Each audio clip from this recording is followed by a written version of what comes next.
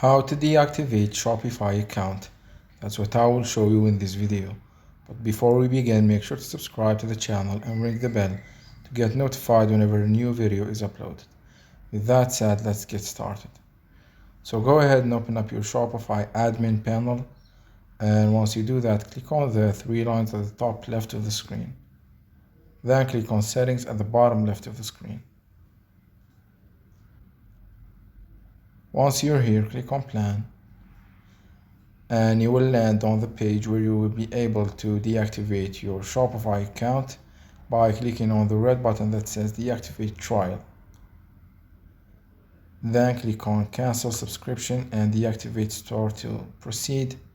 And here Shopify will give you a window in which it explains what will happen when you deactivate your store, and also they will give you a drop down from which you can select a reason as to why you want to deactivate your store.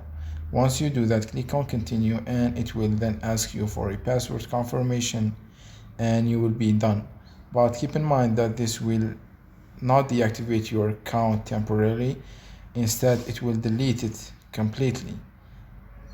As you can see right here in the Shopify Help Center, if you want to pause or deactivate your store temporarily, you cannot do it on the free trial, and you need to be on a paid plan so you can use the pause and build